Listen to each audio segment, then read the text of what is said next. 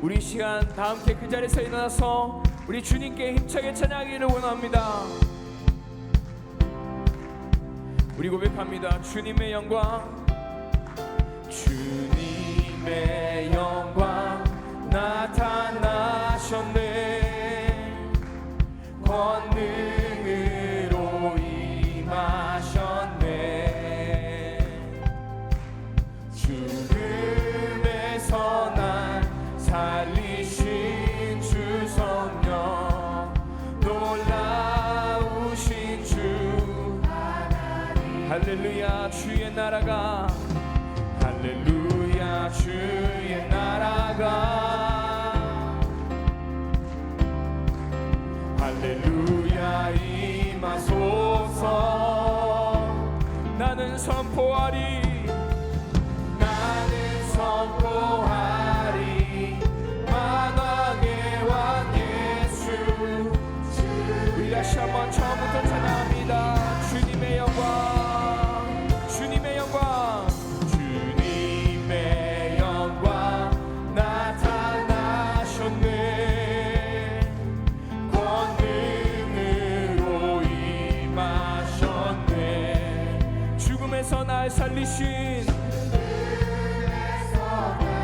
살리신 주 성령, 놀라우신 주 하나님. 할렐루야. 주의 나라가, 주의 나라가, 할렐루야. 임하소서. 나는 선포하리, 나는 선포하리. 만왕의 왕 예수. 우리 함께 고백합니다. 할렐루야. 주의 나라가, 할렐루야. 할렐루야. 주의 나라가, 할렐루야. 임하소서. 할렐루야. 주의 나라가, 할렐루야. 임하소서. 할렐루야. 주의 나라가, 할렐루야. 임하소서. 어깨들이 나는 선포하리. 만왕의 왕 예수. 주의 나라 임하시네. 나는 선포하리, 나는 선포하리. 만왕의 왕 예수. 주의 나라 임하시네.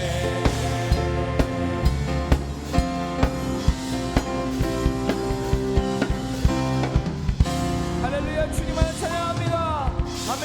우리 계속해서 찬양합니다.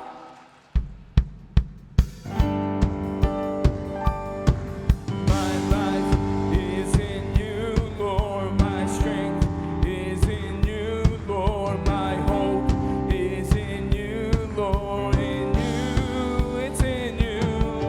My life is in you, Lord. My strength is in you, Lord. My hope is in you, Lord. In you. 우리 다시 한번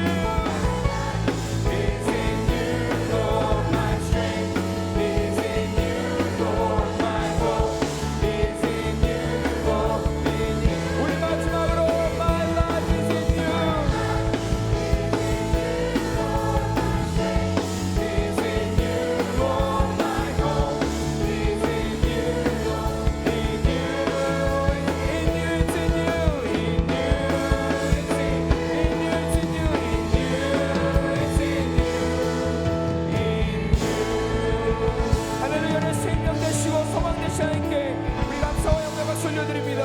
아멘.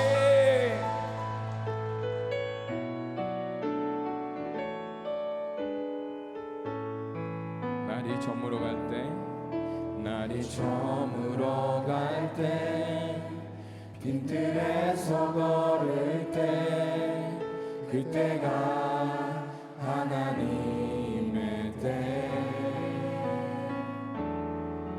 내 힘으로 안 될 때, 빈손으로 걸을 때, 내가 고백해 여호와 이래. 다시 한번. 날이 저물어 갈 때, 날이 저물어 갈 때, 빈들에서 걸을 때, 그때가 하나님의 때. 내 힘으로 안 될 때, 빈손으로 걸을 때, 내가 고백해 여호와 이래. 여호와 이래. 우리 함께 고백합니다. 주가 일하시네, 주가 일하시네, 주가 일하시네. 주께 아끼지 않는 자에게 주가 일하시네, 주가 일하시네. 신뢰하며 걷는 자에게. 우리 모인 이곳에, 우리 모인 이곳에 주님 함께 계시네. 누리네 아버지 은혜. 적은 떡과 물고기, 적은 떡과 물고기, 내 모든 걸 드릴 때 모두 고백해 여호와. 우리 다시 한번. 우리 모인 이곳에, 우리 모인 이곳에 주님 함께 계시네. 누리네 아버지 은혜. 적은 떡과 물고기, 적은 떡과 물고기, 내 모든 걸 드릴 때 모두 고백해 여호와. 주가 일하시네, 주가 일하시네, 주가 일하시네. 주께 아끼지 않는 자에게 주가 일하시네, 주가 일하시네. 신뢰하며 걷는 자에게. 우리 다시 한번. 주가 일하시네,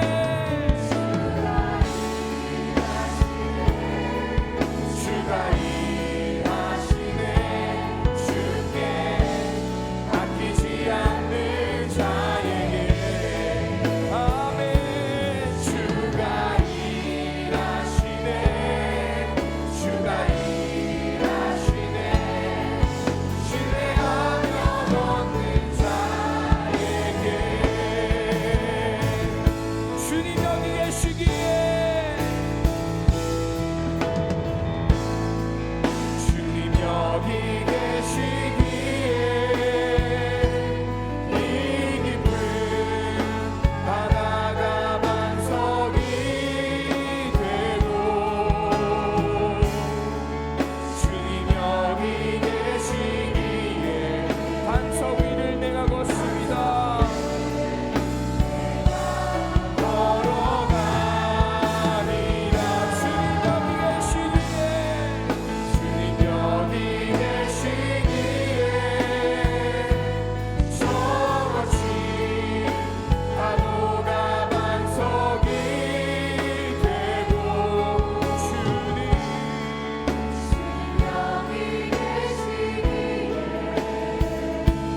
반석 위를 내가 걷습니다. 주님 나를 부르시니, 주님 나를 부르시니 두려움 없이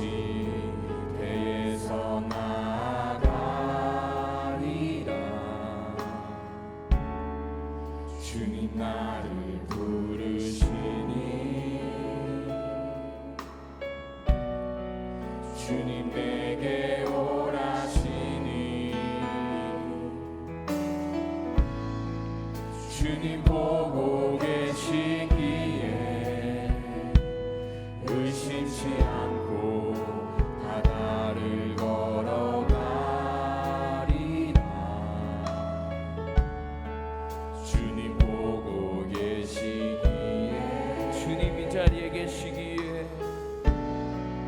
주님 여기 계시기에 주님 여기 계시기에 이 깊은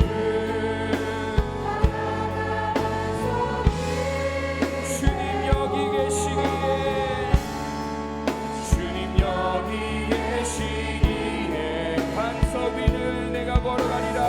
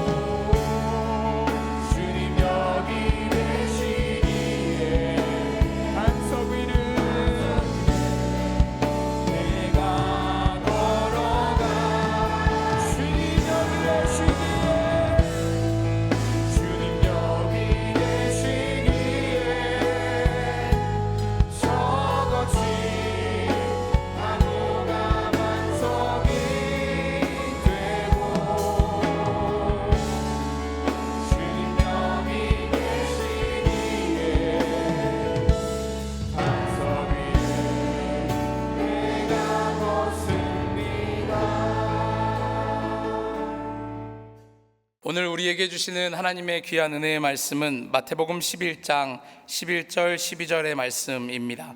내가 진실로 너희에게 말하노니 여자가 낳은 자 중에 세례 요한보다 큰 이가 일어남이 없도다. 그러나 천국에서는 극히 작은 자라도 그보다 크니라. 세례 요한의 때부터 지금까지 천국은 침노를 당하나니 침노하는 자는 빼앗느니라. 아멘. 한번 따라해 보겠습니다. 천국을 생각하면 가슴이 떨리는가? 자, 여러분이 한번 해보겠습니다. 시작. 천국을 생각하면 가슴이 떨리는가? 오늘 본문은 예수님께서 세례 요한과의 관계 속에서 말씀하고 계신 내용들입니다.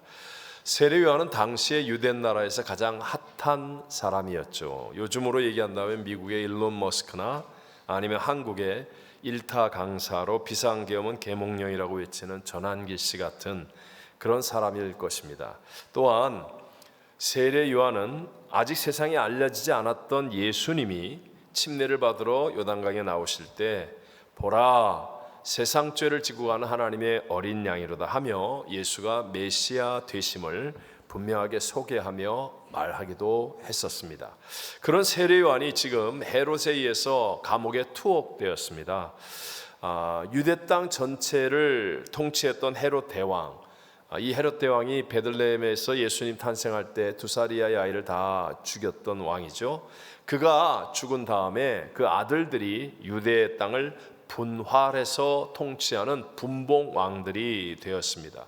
그 가운데 헤롯 안티바스가 있는데요. 그는 이복 동생이었던 헤롯 빌립의 아내를 강제로 빼앗아서 자기 아내로 삼았던 그런 패악을 행했습니다. 그러자 세례 요한은 그런 부패와 타락을 강하게 책망하게 꾸짖게 되었는데요. 그러니까 이 헤롯 안티바스가 세례 요한을 잡아서 감옥에 투옥을 시킨 것이었죠.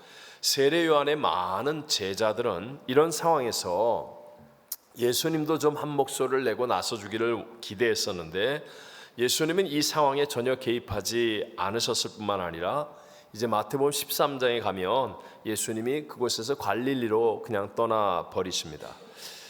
사람은 기대가 크면 실망도 큰 법이죠. 세례 요한과 제자들의 입장에서는 아니 예수님도 자기들 편에 서셔서 뭔가 반응이 있기를 기대했었는데 이런 방구도 없으시고 또 감옥에 있는 세례 요한을 신방하거나 면회 온 것도 아니고 그러니까 아마 굉장히 섭섭하고 실망도 컸을 것입니다. 그러니까 앞에 3절에 보면 세례 요한의 제자들이 예수님께 찾아와서 예수께 여짜오되 오실 그이가 당신이오니까 아니면 우리가 다른 일을 기다리오리까 그러면서 굉장히 불만족스럽다 의심스럽다 하는 그런 분위기에서 질문을 던지는 내용이 나옵니다. 여러분 내 뜻, 내 생각과 다른 일이 생겨나면 우리도 이렇게 될 수 있다는 사실을 알아야 합니다. 종종 사람들이 교회 와서 자꾸 자기 생각, 자기 뜻대로 이루어질 것을 기대합니다. 그러니까 이맘 이렇게 되면 목사님이 신방하고 이렇게 되면 나한테 이렇게 해주고 내가 이런 거 하면 나한테 박수 쳐주고 뭐 등등 하여튼 자기 생각 자기 뜻대로 무언가 이루어질 것을 기대하다가 이루어지지 않으면 실망하는 것이죠. 그러나 한번 생각해 보세요. 만약에 신앙생활이 자기 주장 자기 고집대로 된다면 그래서 내 생각과 내 뜻대로 다 이루어진다면 거기에서 정말 성장과 발전이 일어날 수 있겠습니까? 자기라는 한계를 벗어나지 못하는 거지요. 그것은 지난주에 말씀드렸던 해 아래의 삶이지 해 위에 하나님과 연결된 삶이 되지는 않는다는 것입니다. 왜냐하면 여러분 하나님은 내 뜻, 내 생각과 같은 수준이 아니신 분이기 때문에 그렇습니다. 하나님은 나와 차원이 다르고 레벨이 다른 분이에요. 그러니까 그 하나님께는 내가 다 알 수 없는 쉽게 말하면 이해 납득 공감이 안 되는 수천 수만 수억만 가지의 다른 방법들이 있다는 것입니다. 우리가 잘 아는 이사야서 55장 8절과 9절에 이렇게 말씀하죠. 이는 내 생각이 너희의 생각과 어떻다고요? 다르며 내 길은 너희의 길과 어때요? 다름이니라. 여호와의 말씀이니라. 이는 하늘이 땅보다 어때요? 높음같이 내 길은 너희의 길보다 어떻게 해요? 높으며 내 생각은 너희의 생각보다 높음이니라. 우리가 따라갈 수 없는 차원이 다르고 레벨이 다르고 클래스가 다른 하나님의 생각, 하나님의 방법이 있다는 거죠. 그래서 믿음이라는 게 뭡니까? 언제나 하나님이 옳습니다. 그래서 나보다 더 좋은 뜻을 가지고 계시고 어떤 것도 합력하여 선을 이루시는 분이 하나님이십니다 라고 믿는 것이 바로 올바른 믿음입니다. 요즘 우리 금요 예배 때 다니엘서를 배우고 있어요. 또 올해 우리 성경 암송도 이제 다니엘서 나머지 뒷부분을 다 하게 되는데 하나님은 예레미야 선지자를 통해서 이스라엘에게 바벨론에 항복해라. 바벨론이라는 나라가 일어나는데 그 나라에 항복해라 이렇게 말씀하십니다. 그리고 70년 동안 바벨론에 갔다 오면 너희들은 오히려 하나님의 걸작품이 될 수 있을 거야 이렇게 다 예언하여 말씀을 해 주셨습니다. 그런데 당시의 유대인의 생각에는 바벨론에 항복하는 게 아니라 저항하는 것이 좋다고 생각이 들었고 또 바벨론을 의지하기보다는 하나님을 대적하는 애굽을 의지하려고 했었습니다. 결국 그들은 자기들의 생각과 뜻 때문에 하나님의 뜻, 하나님의 말씀이 주어졌는데도 불구하고 순종하지 못함으로 예루살렘 성전까지 박살이 나버리고 왕과 백성들이 처참하게 유린을 당하는 더 큰 고통을 겪게 된 것이죠. 그러니까 여러분, 우리의 삶에서도요, 동일하게 내 신앙이 성장한다는 것, 점점 좋아진다는 것은 내 뜻이 깨어지고 그리고 하나님의 뜻을 순종하는 과정이 일어나고 있는 것이다, 이렇게 말할 수 있는 것입니다. 자, 역사의 주관자는 누구이세요? 하나님이십니다. 저와 여러분의 생사복을 다스리는 분이 누구세요? 하나님이십니다. 그 하나님의 가장 크고 중요한 뜻이 있어요. 하나님의 가장 크고 중요한 뜻은 바로 한 분밖에 없는 독생자 하나님이신 예수님을 이 땅에 저와 여러분의 구세주로 보내주셔서 그를 믿는 자마다 멸망하지 않고 구원을 얻게 하는 것, 이것이 바로 하나님의 가장 크고 중요한 뜻이라는 것입니다. 자, 오늘 성경을 보면 예수님께서는 세례 요한을 향해서 구약시대의 수많은 선지자들, 그 가운데는 피를 흘려 순교하기까지 했던 선지자보다도 세례 요한이 더 위대하다라는 그런 말씀을 하십니다. 다 같이 함께 한번 11절을 읽어보겠습니다. 내가 진실로 너에게 말하노니 여자가 낳은 자 중에 세례 요한보다 큰 이가 일어남이 없도다. 그러나 천국에서는 극히 작은 자라도 그보다 크니라. 어쨌든 먼저 세례 요한을 향하여 엄청난 칭찬을 하시거든요. 여자가 낳은 자 중에 제일 크다, 이보다 큰 자가 이때까지 없었다. 그 이유가 있을 거 아니에요? 이유는 단 하나입니다.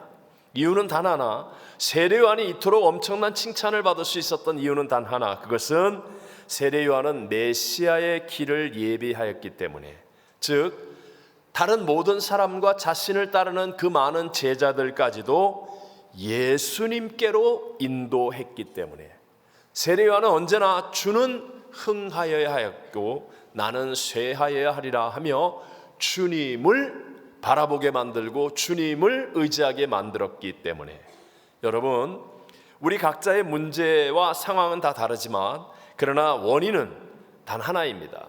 하나님과의 관계가 죄로 말미암아 끊어졌기 때문에 우리의 삶의 가정이든 육신이든 사업이든 이민생활이든 우리의 인생의 모든 문제가 생겨난 것이고, 그리고 그것을 돌이켜서 하나님과 다시 연결할 수 있는 죄사함과 이 은혜는, 이 해답은 오직 예수님 한 분을 통해서만 이루어진다는 거예요. 다른 어떤 철학, 어떤 교육, 어떤 수련, 수양, 그것으로 이루어지는 게 아니라 예수님의 십자가의 죽으심으로 죄사함의 길이 열리고 사망을 이기고 부활하신 예수 그리스도를 영접할 때 내 죽은 영이 거듭나 하나님과의 연결이 이루어지는 해 위의 삶이 되어진다는 것입니다. 그래서 요한복음 14장 6절에 예수님 말하잖아요. 내가 곧 길이요 진리요 생명이니 나로 말미암지 않고는 아버지께로 올 자가 있다 없다? 없느니라. 없느니라. 이게 만약에 진리가 아니라면 얼마나 교만한 말입니까? 자기가 길이요 진리요 생명이라고 말씀하시면서 나로 말미암지 않고는 아버지께로 올 자가 하나도 없다. 근데 이게 진리라는 거예요. 진리. 예수님 밖에는 인생의 모든 문제에 해답이 될 수 있는 분이 없다라는 겁니다. 오늘도 마찬가지입니다. 우리를 살리시는 분이 누구예요? 예수님. 우리에게 생명을 풍성히 얻게 하시는 분이 누구예요? 예수님. 어제나 오늘의 영원토록 동일하신 예수님. 누구든지 그 주의 이름을 부르는 자는 구원을 받게 되는 거예요. 예수님이 우리 가정의 문제를 회복시키는 분이고 우리의 자녀들을 바른 길로 인도하시는 분입니다. 사업을 하는데도 최고의 비결은 바로 예수 그리스도이시고, 인생에 생겨날 수밖에 없는 모든 갈등, 문제, 어려움, 이 모든 것을 해결할 수 있는 분도 오직 예수 그리스도라는 것입니다. 때로는 내가 약하고 내가 부족하고 내가 죄를 짓고 넘어졌다 할지라도 예수님을 붙들고 예수님과 함께하면, 그러면 우리는 세례 요한처럼 큰 자, 천국에서 큰 자, 하나님이 통치하는 나라에서 큰 자가 된다라고 오늘 성경은 말씀하는 거예요. 제가 오래전에 한국에서 들었던 그런 이야기지만 그러나 제 가슴속에 아주 깊이 새겨진, 제게는 아주 귀한 교훈이 된 그런 간증 같은 이야기가 있습니다. 이분들은 부모님의 믿음을 잘 이어받았고 본인들도 성령 충만했던 부부였습니다. 결혼한 지 얼마 안 되는 부부인데 몇 년 동안 열심히 살면서 이제 신도시로 새 아파트를 구입해서 이사를 가게 되신 거예요. 거기에서 이제 교회를 다시 정해야 되는데 새롭게 성전을 건축한 교회가 있었어요. 가보니까 시설은 물론이거니와 프로그램도 좋고 찬양도 좋고 친교나 조직이 너무 좋았습니다. 그래서 그 교회를 몇 달을 다녔는데 한 가지 이상한 것은 교회를 갔다 오는데도 불구하고 왠지 힘이 나질 않는 거예요. 힘이 나질 않습니다. 그래서 내가 이렇게 교회를 계속 갔다 오는데 왜 이렇게 점점 기도가 사라지고 내 영이 메마르는 것 같지? 이런 느낌이 들던 어느 날 문득 기도하다가 많은 사람을 감동시키는 목사님의 그 훌륭한 설교에 예수님이 나오지 않는다는 것을 깨닫게 되었어요.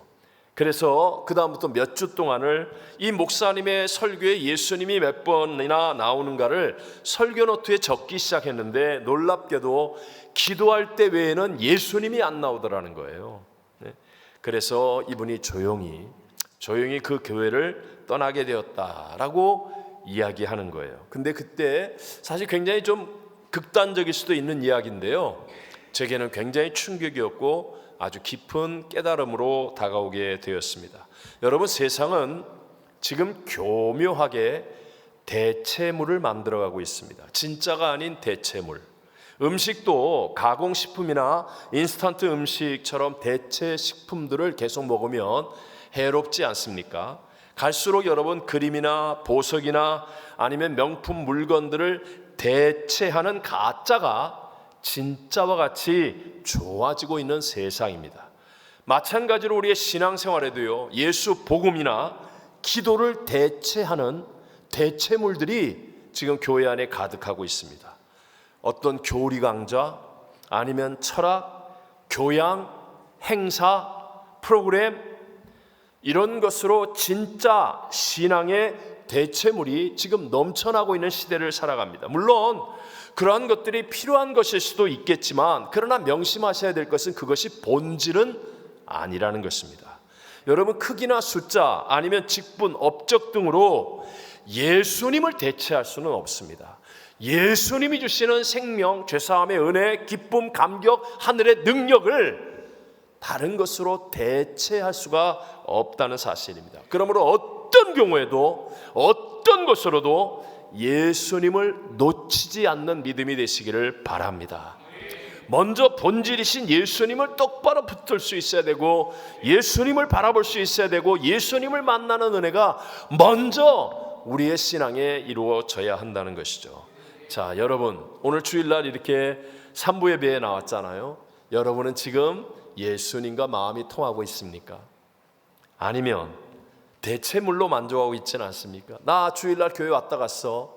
나 주일날 교회 가서 그런 봉사도 했어. 목사님도 만나고 아무개도 만나고 왔어. 나 그런 프로그램도 하고 왔어. 이런 식의 대체물로 여러분 지금 신앙을 바꾸어 가고 있지는 않습니까?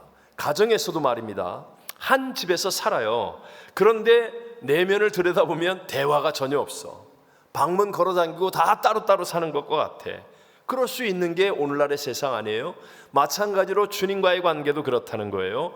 교회를 오래 다니다 보니까 눈치가 생깁니다. 눈치. 그래서 다른 사람에게 신앙적으로 흠잡히지 않을 수 있는 행동을 할 줄 알아요. 그러면서 교회 생활을 잘한다고 칭찬을 들어요. 그러나 실제로 내면으로는 이 신앙의 본질이요 교회의 머리 대신 예수님을 만나지 않아요. 예수님과 교통교제가 안 일어납니다.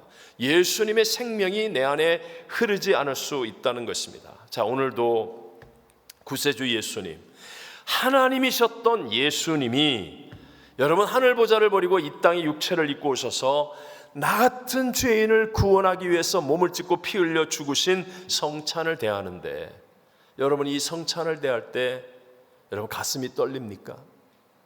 정말 이 성찬을 대하면서 예수님 하면서 눈물이 나옵니까? 회개하라, 천국이 가까웠느니라 라고 하신 예수님께서 십자가에서 날 대신하여 죽음으로 이루신 그 구원에 대해서 여러분 정말 뜨거운 감격의 마음, 감사의 마음, 또 믿음의 확신이 있습니까? 아니면 그냥 머리로 교리로만 알고 있는 것으로 대체하고 있지는 않습니까? 자, 만약에 내 신앙이 이거 진짠가? 아니면 대체물로 지금 바뀌어가고 있는 것인가? 라는 의심이 조금이라도 드는 사람이 있다면 오늘 예수님이 말씀하시는 해결의 방법을 확실하게 깨달으셔야 돼요. 오늘 예수님께서는 해결 방법을 분명히 말씀해 주시거든요. 다 같이 12절 말씀을 읽어보겠습니다. 세례 요한의 때부터 지금까지 천국은 침노를 당하나니 침노하는 자는 빼앗느니라. 천국, 하나님의 통치, 구원의 하나님의 나라는 무엇을 당한다고요? 침노를 당한다. 근데 어떤 자가 빼앗는다고요? 침노하는 자가 빼앗는다 라고 우리에게 해답을 말씀하고 있습니다. 그러므로 여러분, 우리에게 이것을 회복하기 위해서 어떻게 해야 돼요? 영적인 간절함을 가지고 적극적이 되어질 때 여러분 내 안에 주님과의 만남이 이루어집니다. 성경에 말하잖아요. 누구든지 나를 간절히 찾는 자가 나를 만날 것이요 라고 말하잖아요. 영적인 간절함을 가지고 내가 적극적으로 하나님을 예배하고 적극적으로 기도하고 적극적으로 하나님을 찾으면 누구든지 하나님이 통치하는 천국을 누리고 주님, 즉 신앙의 본질을 붙잡고 그 본질과 함께하는 신앙이 되어질 수 있다는 거예요. 우리 옛말에 이런 말이 있습니다. 우는 아이 젖준다 라는 말이 있어요. 간절하기 때문이에요. 여러분 왜 동물의 왕국에 보면 알에서 깨어난 새끼들이 눈도 못 뜨고 그냥 부리만 막 열면서 있잖아요. 누가 먹이를 잘 먹어요? 입을 크게 벌리고 먹겠다고 간절하게 몸부림치는 새. 어미가 한 마리밖에 못 잡아오잖아요. 한 마리 잡아왔는데 새끼가 5마리 있어. 근데 누가 그 벌레를 먹느냐? 그냥 입을 크게 벌리고 간절하게 먹겠다고 몸부림치는 새가 결국은 먹는 거예요. 막스 베버의 책 프로테스탄티즘의 윤리와 자본주의 정신이라는 참 대표적인 아주 좋은 책이 있어요. 여기 보면 옛날 그 시대의 가톨릭, 유럽의 가톨릭과 개신교의 차이점을 얘기하면서 왜 개신교의 사회가 점점 성장하는가, 인간의 최선을 만들어내는가, 이런 것들에 대해서 얘기하면서 아기 수유, 모유의 수유법에서부터 차이가 난다, 이런 말을 하는 부분이 있습니다. 그러니까 가톨릭은요, 아기를 키우면서 모유를 주는데 우유를 줄 때 아무 때나 애가 울면 준다는 거예요. 그러니까 애 입장에서 보면 간절함이 안 생겨요. 그냥 울면 채워주니까. 왜 우리 그런 거 있잖아요. 돈 줘 그러면 돈 줘요. 그러면 이 아이는 돈의 가치를 몰라, 간절함이 몰라. 뭘 사줘요 그러는데 그냥 그 자리에 사줘. 그러면 예를 들어 아빠 기타 사줘요 그랬어요. 그 다음날 아빠가 기타를 들고 와요. 그러면 이 아이는 기타 며칠 치고 난 다음에 이 기타가 베개가 되든지 아니면 뭐 발받침이 되든지, 근데 기타 사줘요 그러는데 기도해보자 그러면서요, 일주일, 아빠 기타 사줘, 다른 친구들하고 기타 쳐야 돼, 한 달, 아빠 기타 사줘, 그래 기도할게, 아빠가 하나님 뜻이 무엇인 기도할게, 2달, 석 달, 아빠 기타 사줘 그래갖고 기타를 사주잖아요. 그럼 그 아이는 그 기타를 가지고 끝까지 기타를 칩니다. 이 어려운 얘기를 이해하시죠? 네, 간절함이라는 거예요. 그래서 그냥 울면 젖주는 아이는 간절함이 없대요. 모른대요. 근데 개신교의 가정에서는 아이에게 어떻게 모유를 수유하느냐, 우유를 주느냐, 하루에 6번 4시간씩 정확하게 규칙적으로 준답니다. 그럼 애가 배가 고픈데 달라고 그러는데 안 줘. 그때 이 아이는 인내를 배운대요. 인생이 참 힘든 거구나, 참아야지 되는구나. 그리고 모유가 먹을 시간이 딱 되면 기다린 만큼 간절함이 있는 거예요. 간절함이 있어서 모유를 소중하게 먹는데요. 이건 제가 좀 설명을 덧붙인 거예요. 어쨌든 간에 이게 여러분 인내와 간절함을 깨닫게 되어진다. 그래서 개신교의 사회를 보면 사람들이 더 최선을 다하고 더 발전하는 좋은 사회를 만들어 간다. 뭐 이런 내용을 가지고 있습니다. 여러분 일반적으로 신입사원을 뽑는다라고 할 때요, 대부분의 사람들은 실력이나 스펙이 좋은 사람을 뽑는다고 생각을 하는데 실제로는 그렇지 않대요. 거의 대부분이 실력의 차이, 스펙의 차이는 별 의미가 없고 간절한 사람을 뽑는답니다. 여러분 한번 유명하게 된 사람, 훌륭하게 된 사람을 한번 보세요. 그 사람이 실력과 스펙으로는 떨어졌어. 근데 간절함이 있어. 간절함이 떨어졌는데도 불구하고 내가 이거 하겠습니다. 그리고 막 간절하게 와가지고 막 그냥 분신을 할 만큼 막 그냥 매달리고 간절함이 있으면요, 그런 사람들이 뽑혀요. 왜요? 힘은 어디에서 나오느냐? 간절함에서 나오기 때문에. 그런 사람들이 일을 만들고 역사를 이루어내는 거예요. 오늘 성경에 분명히 얘기했죠. 천국은 침노를 당하나니 어떤 자가? 침노하는 자는 빼앗느니라 라고 말씀합니다. 간절함이에요. 간절함.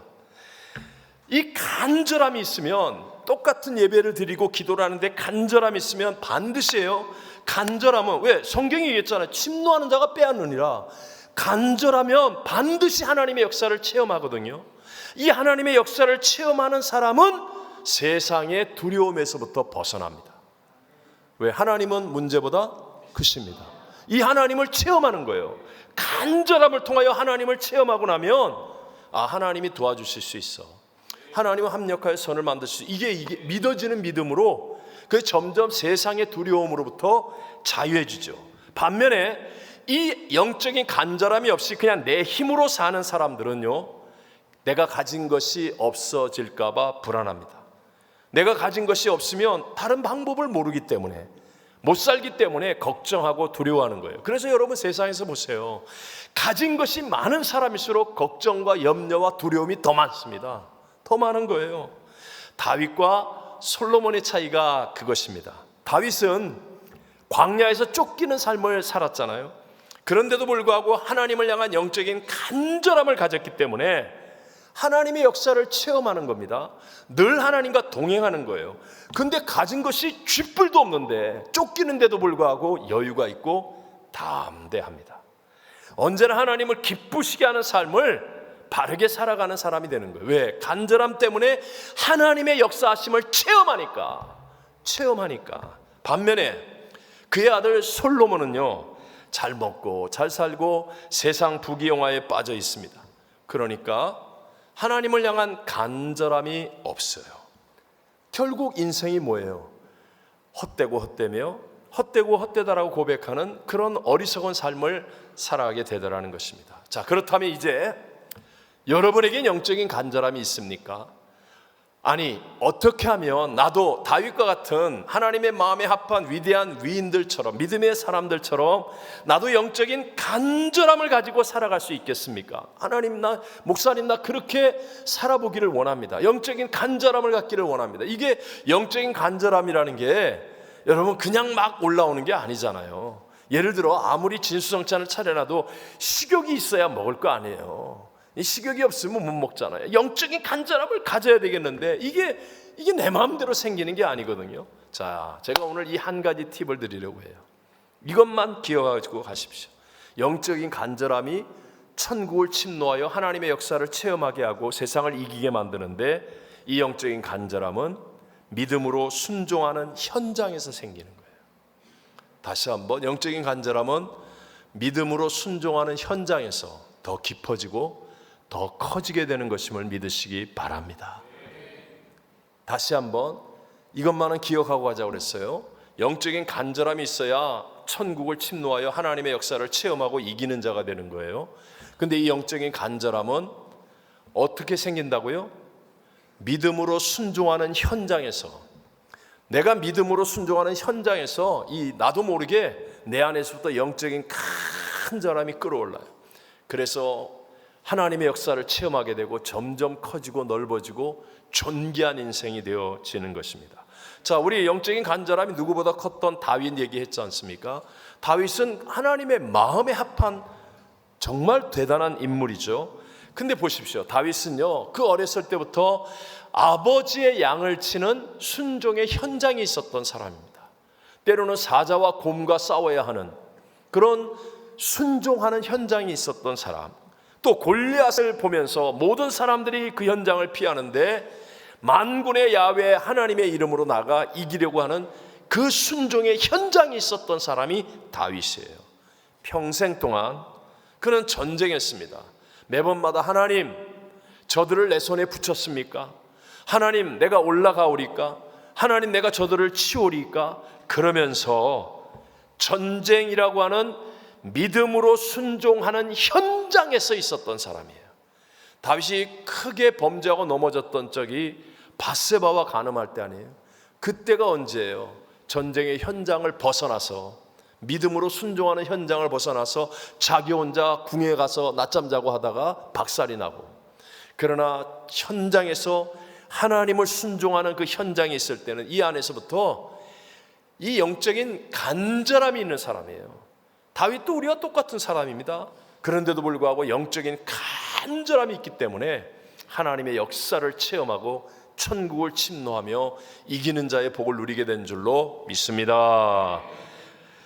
반대로 아까 얘기했던 솔로몬을 보십시오. 여러분, 솔로몬은요 1000번제를 드릴 때는 간절함이 있었던 것 같아. 그런데 그 이후에 편안함 속에서 영적인 믿음의 순종의 현장이 없어져요. 그래서 이방 여인들과 정략적으로 결혼하고 우상 숭배합니다. 이건 믿음으로 순종하는 자리가 아니잖아요. 또 하나님이 두지 말라고 한 병거와 말들을 많이 두며 인간적인 잔머리로 가지고 믿음으로 순종하려고 하지 않아요. 믿음의 순종의 현장이 없어지니까 결국은 하나님의 역사를 놓쳐버리고 해 아래의 삶으로 타락해버리고 마는 것입니다. 신약에서도 예수님이 탄생하실 때 그 당시의 성경학자들 또는 당시의 종교인들, 헤롯 대왕까지도 베들레헴이라는 곳에 예수님이 태어나시는 것을 알았어요, 몰랐어요? 알았어요, 몰랐어요? 알았습니다.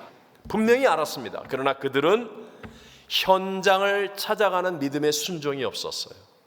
메시아 예수님이 오시는데 태어나셨는데도 그 현장을 찾아가려고 하는 순종이 없습니다. 거기에 비해서 동방 박사들은 별을 따라서 믿음으로 순종하는 거예요. 긴 세월 동안 아주 험한 길을 믿음으로 순종하여 와서 베들레헴까지 옵니다.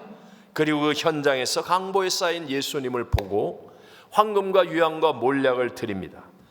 그러니까 간절한 마음으로 천국을 침노하여 하나님의 복을 받는 사람들이 될 수 있었던 것이었습니다. 제가 지난 주간에 새벽 예배를 드리면서 우리 교육자님들 설교하는데 참 은혜를 많이 받았어요.